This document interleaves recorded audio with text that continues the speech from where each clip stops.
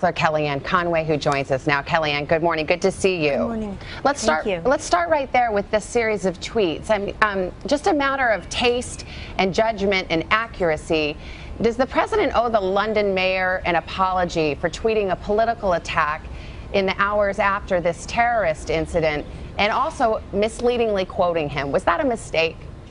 It wasn't a political attack, Savannah, and as was buried in that report, that one-sided report, here's the other side, that the president stands firm with the people of the UK. He spoke to the prime minister of the entire country, Theresa May, that same night, and again yesterday he announced his support for the UK people. I was in the Ford Gala when he said, we will get these people, bring them to justice. The bloodbaths have to stop. Fair enough, and, Kellyanne, but that was his. Let me finish, because that was his you first wanted to make tweet. This about something other than what it's about. He's the one who tweeted that.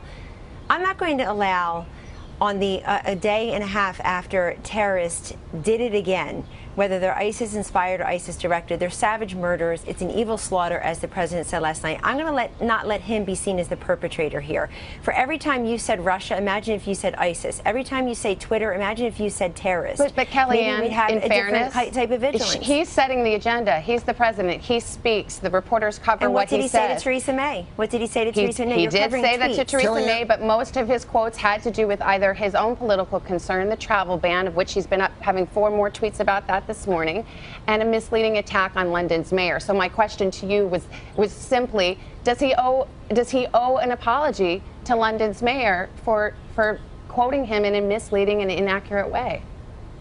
So we've got the 23rd ISIS-inspired or directed attack, taking innocent lives, children in Manchester, children in Nice, and we want to know, we want to put some blameworthiness here on President Trump. I'm just not going to allow it. Here's what he's doing as President of the United States and as Commander-in-Chief, standing firm, because an attack on London is an attack on American values also. They are our greatest ally, and we stand with them, and we will do whatever it takes to help them moving forward. The State Department, the President, everybody else involved, me now, will express our condolences, and we have expressed that publicly, and he has expressed it privately to Prime Minister May as well. Kellyanne, but you know, this obsession with covering everything he says on Twitter and very little of what he does as president. That's his preferred method of communication with the American people.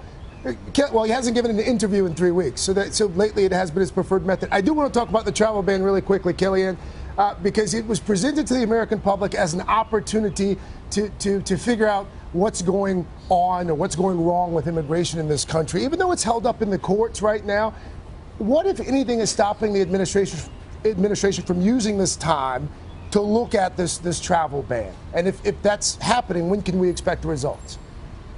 Well, I believe the Supreme Court is set to take it up, and so we'll get some kind of response there probably within this calendar year.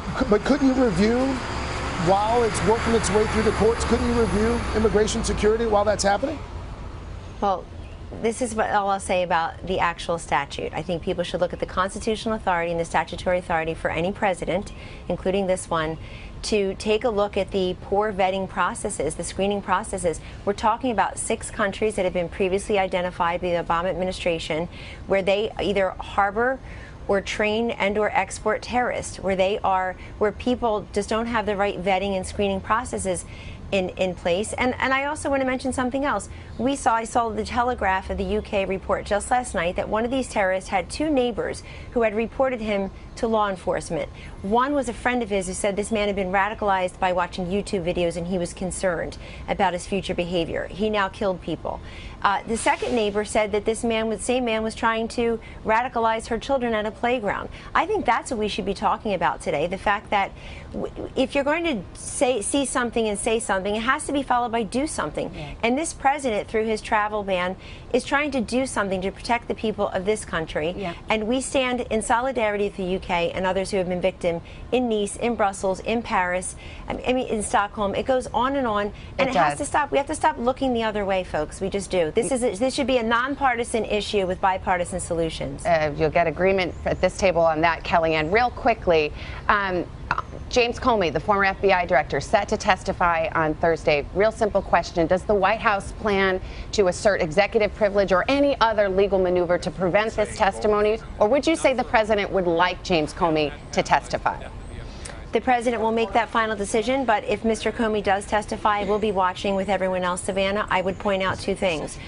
Most of Washington, of course, many of the Democrats detested this man until Donald Trump fired him, which Jim Comey said in his own goodbye letter to his colleagues was the right of the president to do.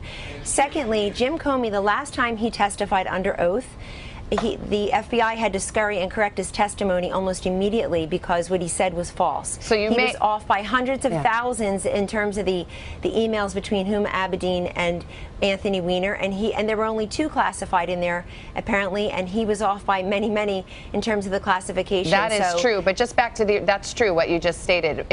But does the White House consider it a possibility that they would try to prevent the testimony by asserting executive privilege? Is that an open possibility?